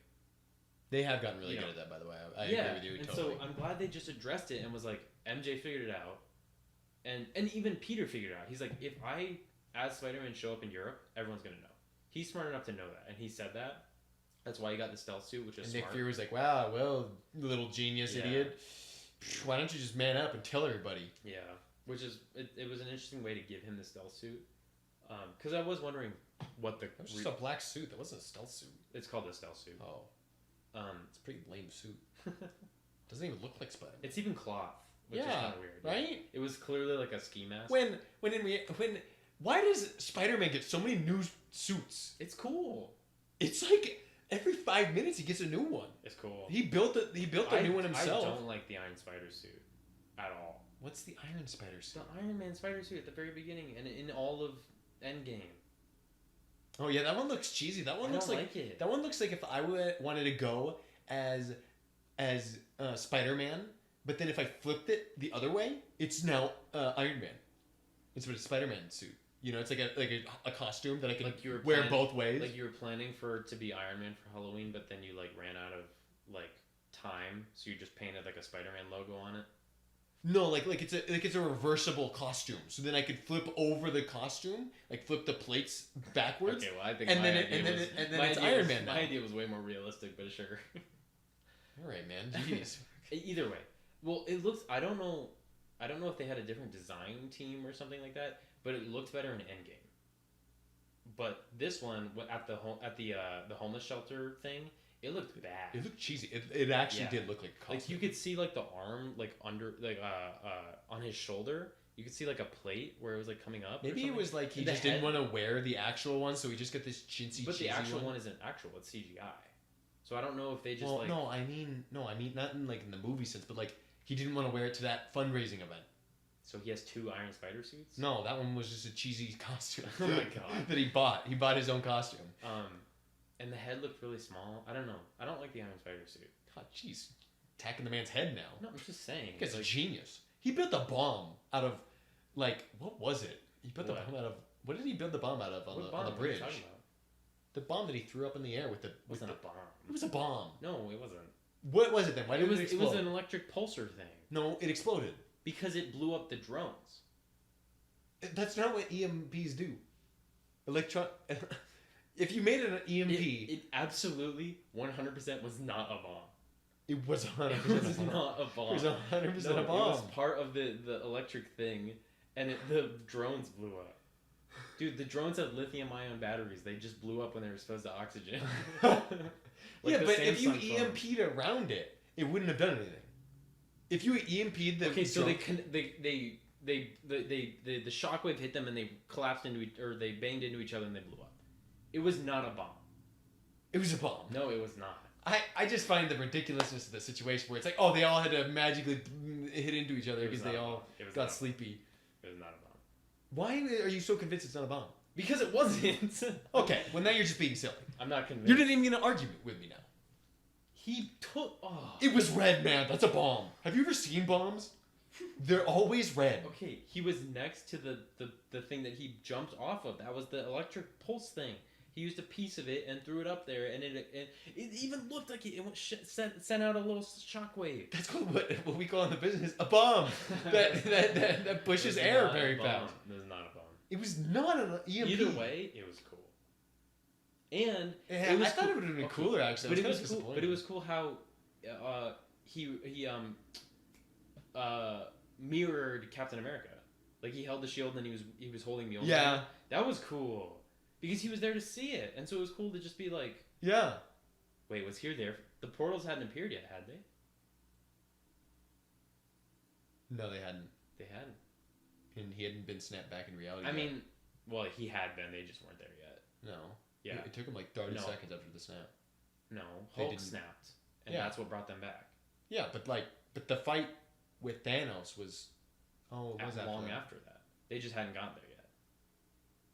Jesus, how I mean, slow can be? he still did see Cap with Mjolnir, like it still happened, but whatever. It was cool that they kind of mirrored that, you know, Yeah. holding the shield, and then there was another Cap joke with Happy where he threw the shield and it didn't hit the drone. He's like, "How does Cap do that?" Yeah, I thought that was I like hilarious. As soon as he Yeah. threw it, I knew it wasn't gonna hit. Yeah. But I just thought it was so awesome. I thought he was gonna just hold it, Yeah, right. and then he like, And then he wants to like flex. He's like, "Oh, I'm a big badass." and that's just Happy's so. That's lovable. Happy, yeah. He's so lovable to be like, I can be one of the superheroes too, and he's like, no, he's just a guy. Yeah, you know. and he's not like cocky about it. He's just like, "Oh, damn, that's Yeah. hard. How does Cap do That's that? difficult." You know. Oh, I loved how MJ was like, there's like a sweaty guy like in there, and he says, I guess he works with you, because it just shows she's out of the loop, but she knows that Peter's Spider-Man now. You know. Well, that's like MJ. Like I love this that MJ is so... the connection with MJ and Ned, where he's like, hey, so you're a friend of Spider-Man now, you know? Yeah, you're FOS. Yeah, you're in the group, and he's like flexing where he's like, I knew longer. Yeah. In the hotel room. Oh, and just the pure friendship between them, where he instantly starts making up lies. He's like, hey, nice costume, Peter, for the costume party. Yeah. You know, it shows that kind of friendship where it's just like, I honestly was kind of weirded out. I was like kind of confused because like I was like, wait, is it gonna be another situation where he gets caught with his pants down and someone's gonna think that he's banging? Yeah. Like, Well, I mean, honestly, it's Peter's fault for just leaving that door open. right? Yeah. Well, wait, No, it was closed. it was closed and Ned came in because it's Ned's room too. No, he does not room with her. That was her room. That was MJ's room. No. That was MJ's room. No. When God, what was it? So everyone's like grouped together and everyone's talking about it, and then MJ goes back into her room, and then Peter's like debating about knocking on her door, and then he knocks on it, and then they go out for the walk, Yeah. and then they come back into that same room. Okay, yeah, I forgot about that. Oh, Mysterio, I was just hoping they wouldn't kill him off. I was just hoping that they could still be friends at the end. I know, Like, at the I end- love their teamwork so much. You know why you loved it? It's because someone finally was nice to frickin' Peter Parker. Oh god. One person in the world Okay, had a heart. But either way, I'm just saying, I loved their teamwork. It was really cool. But like, I'm sick of Marvel killing off their villains. Yeah, it does get Like, kind of old. it's just, come on, like you get these A-list actors, like with Killmonger in Black Panther, like he killed that role so well, and then Literally. yeah, and then same with Jake Gyllenhaal. Like he's such a good actor, to be in the movie as well as just having the MCU. Okay, well, I'll agree with you. In the interviews, he's so good to just like represent the MCU, especially with Robert Downey Jr. gone. Like, he kind of fits that market kind of that kind of like manly guy kind of thing. Not manly in terms of like Chris Hemsworth, the charming adult. You know, he really fits it, and I just like I don't like. I mean, they never could have. Like, I'll agree with you on Marvel in general, but they could not have saved this guy realistically. Oh, they could have. They could not have. They could have. They could not. Because no, they could have. Because Spider-Man, he did the same thing with Vulture in the first one. He kept him around. What? That's not how I remember that one ending. Yeah, he didn't die. He went to prison. Oh, much better. Yeah, he kept him alive, and he's like, he had morals. He's like, I'm not gonna kill you. Like, you're a villain, but I'm just gonna turn you into the feds. And he goes to prison, and that's where you see the Sinister Six start like forming because you see Scorpion in there, and that was the teaser at the end of Homecoming. But you could have easily saved Mysterio by having him turned into the real Nick Fury, which they ruined with the scroll thing. But like, turn him into Nick Fury and Shield, and they just lock Mysterio up. But then in the next one or something, he breaks out and then forms Sinister Six. Like, because that's where I thought it was going. When he was finally defeated, I thought he was going to be saved. But then later in the franchise, he would break out somehow. They can still pull that card. They could, but he's technically dead. Even what's her name? The AI? Edith. Yeah, even she confirmed that he's... Well, she didn't confirm he's dead. She said this is not a projection. So he could technically... He could still be alive. Yeah. Because we never saw anything No, from he's that. dead 100%. I forgot that they had confirmed that was not a projection. But she didn't say he's dead. I thought Peter was going to say, is he actually dead? But he said... I thought I would have asked that second. He said, is this fake? Yeah. And she said, this is not a projection. No, she said that the projections are off right now. Yeah. So that could just be like, this is not a vision. You're actually seeing the real Mysterio. But what would have happened would have been somebody came and rescued him and stitched up his heart or whatever fucking made him collapse. He got shot once. He didn't get shot a second time. So why did he suddenly collapse and then like... What? Like, because he got shot by the random drone shot. And then he tries to trick Peter and get him to shoot him. And then Peter catches him. Dude. And then he just falls over. We haven't even talked about the Spidey sense. I felt like that was self-explanatory. That was Oh badass. my god. That's fucking awesome. No, but it was such a teaser because they didn't give it to us in the first one. That was the main gripe for a lot of people in the first one, is that they didn't even touch on the Spidey sense. Yeah. And then they pulled a freaking Peter Hulk. Tingle? Yeah, that was kind of that was another one they drew out a little long though. Way too long. Because he didn't even call it Spidey sense. I wanted him to say it's Spidey sense, Aunt May. But then that'd be like encroaching on, the previous movies. Everyone knows it's called Spidey sense. Yeah, but intellectual property. I didn't think that has anything to do with it. It's Sony's, yeah. Like, they don't care. As long as you can make them more money, they don't care. Either way, you lost my train of thought. Spidey sense. Oh, everyone loved it. People were excited. But yeah, that was the main gripe from the first one, is that they barely talked about it, and then this one, you finally get to see it. Not just with the pistol flick of Mysterio, but when Pistol flick. When he catches his arm and the pistol's like pointed up. Okay, yeah. But right before that, the whole fight with Mysterio, the visuals again, where like it goes into this void, and then you see it coming down the hallway. Yeah. Where he's standing in it, and you're like, oh shoot, like here he goes, and Peter has to like become Spider-Man again, and like, oh my god, just seeing Spidey sense played out in that form is just like pure Spider-Man fan like dream of where. And I don't know how. I need to see like a slow-mo cut of how they did that, because it was flashing between drone and not drone, and like you were seeing part drone, but like there was still the void. But then he caught one of the drones, and there was like a hole in the void. Yeah. Like it was just so cool to see him, and he went full like Rambo on those. Yeah, guys. like he grabbed the guns out of the one and stabbed him into the other. Like, yeah. Again, the used choreography. one of them as like a shield. Oh I mean, my it was God. great. It was fantastic. I want to see it like a million. If that's the from Rogue One, the Vader scene where everybody just wants to rewatch that Vader scene. It's And just more like of that. it, and 1,000 Yeah, of them. yeah. It's just that. Like I just want to see Spider-Man being a complete badass. God, that was the best part of that movie. That's what made it good. Well, yeah. That's why. And it was at the beginning. That's why they're making a second one. Really? Oh, it's Rogue One. Oh. Asshole. Fuck you. We've been talking about sequels. I never finished Rogue One. I found it way too boring. What? Yeah. Wait, it's at the end. How did you not finish it? What? What is at the end? Oh, I must have woken up or something. I don't know. I hated Rogue One. What? Oh, it was so boring. Rogue One is amazing. I don't even know what happened halfway through the movie. Once they get into that town, with the robot guy, the black robot, and then he comes into town, and then she shoots him, and then he comes around the corner. He's like, K2SO. "Did you think that was me?" Yeah. That was funny. Yeah. And then from that point on, I just didn't care anymore. Okay, we're off topic, but yeah, man, that Spidey sense. Actually, it's coming back to me. I'm now remembering. Yeah, see, okay. that Spidey sense, man, it's just like, oh my god. I mean, I'm not. And then orgasm the over cherry it. on the top of it was when he flicks the arm over, because they didn't. That was perfect. Because they didn't even. That was insane. The best part of it was that the Mysterio invisible thing didn't instantly go away when he caught him. It was just his arm out, and you had to be like, oh shoot. And because you heard the gunshot. Yeah. And then you're like, wait, I didn't know what happened. I was like, wait, what? And then he materialized, and I was like, oh, but damn. that was the best part. Is it was instant.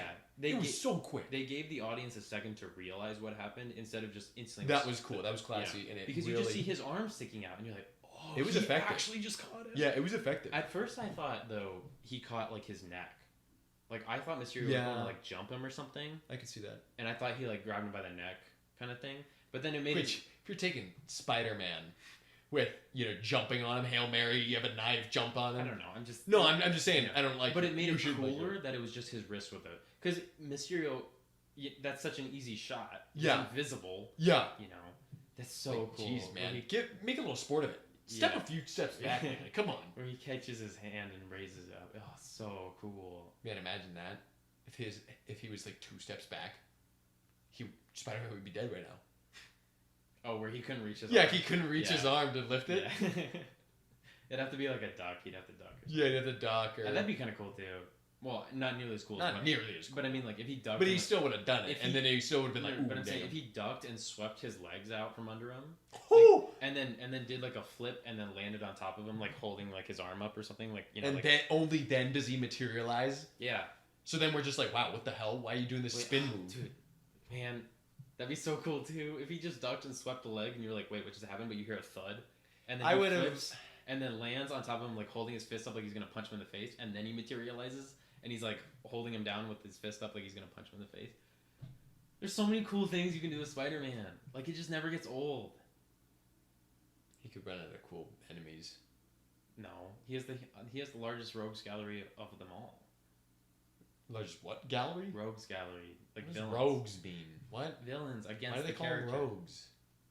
Batman is the highest of DC. Spider-Man is the highest of Marvel. What? Yeah, but why do they call them rogues? I don't know. That's just the term, rogues gallery. Okay. All right, I'll just play along with it. You obviously know more. Well, yeah. Can I get a clean audio cut of that? Just that sentence? No, that's why I never say anything while there's stuff playing. It could be audio you could probably audio engineer. You can audio engineer a lot of things if you just are patient enough and wait for certain syllables. That was actually another thing. They did a really good job with the trailer for this movie. The way they cut it. The way they cut it was really good. Even in audio, they spliced up how words were said. So with I don't know how to explain it best. I think they do that a lot though. No, but I mean, this one just stood out, especially after seeing the movie. The one with Nick Fury in the his hotel room. In Peter's hotel room, when he shoots Ben. Oh yeah. Ned in the neck. Shoots Ned in the neck with the tranq dart, whatever. But that was another thing. That line was cut from the actual movie. It was in the trailer though, where he says, "We should probably turn him over though, or so he doesn't swallow his tongue." Nick Fury says that, but that wasn't in the movie. Anyways, they cut it where it's he says, "You're a very hard person to find, Spider-Man," or something like that, and then he says something else, and they cut it where they put the Spider-Man at the end of the sentence later. There was a couple of versions of that. Oh, the happy thing where he goes, "What just happened?" That part, it was a different camera angle in the trailer because they didn't want to But in the movie, it was from an angle above Happy's shoulder. So Spider-Man was looking up at Happy. I don't even know what scene you're talking about.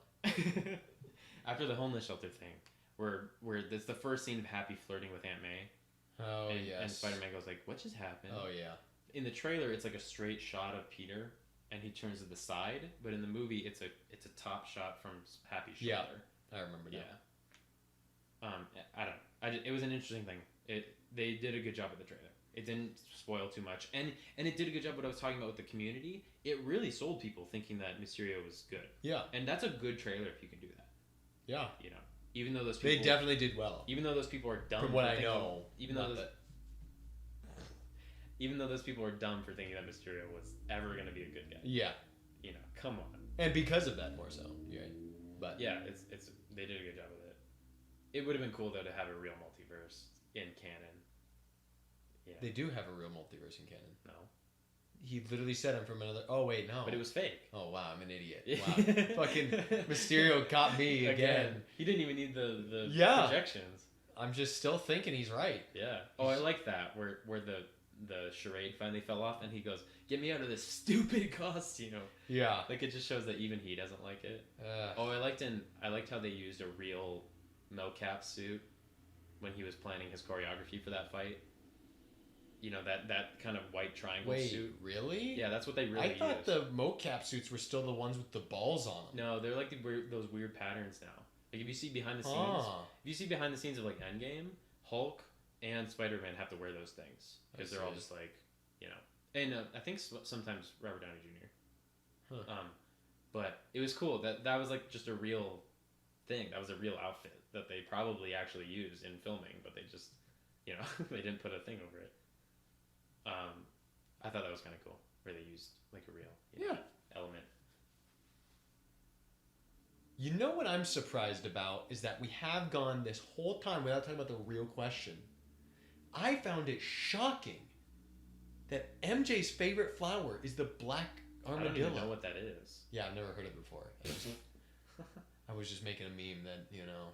Oh, yeah. I'm kind of done. I know it probably fits a certain age group or like type of person, but I'm kind of over her like dark comedy joke things. It's a little much. Where it's just I like that it's broken and like, oh, I love that the Eiffel Tower is for brainwashing. Like, okay, I should cover my steps by saying she does. She pulls it well. No. She explains it. Well, yes. Sorry, she does do it off of. But I'm saying she does explain it herself by saying I make those kind of things. It was when they were confessing in the chamber thing. She says I make dark jokes because of letting people in. It was something like that. So it was on the bridge. Was it? She meets up with him and she says, "Yes, I have trouble connecting with people." Yeah. Because she kissed him. Yeah. At that point. Oh, I'm thinking. She says, "I tell people the truth, even though when it's you don't." Oh yeah, that's what she said. It was something chamber, like that. Yeah. But I should cover my tracks by saying she does kind of say she only does that because of whatever. So I'm sure it's probably some sort of like thing about mental health and that people relate to that. It's the same thing with Fat Thor in Endgame. People said that was a portrayal of like PTSD and like depression and stuff. And, like that's how people go through that. Which I only learned about that after we recorded that. Yeah. So if you saw. That's cool. So if you like listen to our Endgame one, like I heard people said that afterwards. I did kind of hate on Fat Thor because I guess I didn't fully understand it. Whatever. But like, I can understand people probably connect to MJ with that kind of humor, but like it did get kind of old, where it just felt very like forced goth almost. I could say, where it's just like what I said, where it's just like. I wouldn't say like I necessarily feel that it's like forced goth. I do get you what you mean though. It does like at some points it almost feels unnatural. It almost feels like she's not being very genuine about it. And maybe that's a part of it is that she's not being genuine, but I mean, those people are always tiring, to interact with people who are not genuine. Yeah. Even when they're trying to be. And I like that the flower was broken because it's just more realistic. I don't like that kind of stuff where it's like in a movie, somehow that survived all the way through Happy doing all of that stuff. When he didn't even give it the case. He didn't even give him the case. He just handed him the thing. He had a tin to keep it safe. Anyway, I like that it broke. I didn't like where she was just like... Man, that was only his second worst mistake in this movie. What? Oh, the glasses. He did no. What? I couldn't think of anything In time, yeah. I was trying to think of something like else that he did stupid. Oh, Took off his pants when the door was open. What an idiot! Twice. that was such an awkward scene. It was so awful. Why would he have walked in there? And what did he mean? Oh, I thought this was the bathroom. Yeah. Oh wait, that's actually a good point because like he obviously didn't think that was a bathroom. That was a separate building that he watched Peter go into, and he must have been like, I'm gonna follow Peter because he doesn't look like he's being. I can see that. You know, it looks like he was just gestured to go in there. You know, and like I saw a girl in there and he walked in. Yeah. And then he walked in there pretending like he was a nice innocent man. That was weird. There's just like some random blonde there that we never see yeah. again. We never see again. Yeah. Probably because she got fired for having told Peter to take his pants off. Plus, why wasn't it locked? They're doing secret stuff. If Peter didn't know. They're literally having him dress into his spider suit. If he had waited like 2 more seconds, he would have saw him becoming Spider-Man. Yeah, putting on the spider. And then he, I guarantee you, he wouldn't have taken pictures of that shit. Yeah. Even if he was fucking 24. Which, what could have, I swear to God, are we like, oh my God, Chad is like the most alpha dude ever until he took a picture of a man without his pants. Then I was like, okay, dude, you're like literally like a piece of shit. You actually like, okay, if you were bullied in high school, Chad, and someone took a picture of you without your pants, I'm just going to say you were the better man because they were being childish. But man, you're 5 years older than these kids. Yeah. That is straight child pornography. Okay, how about we wrap this up?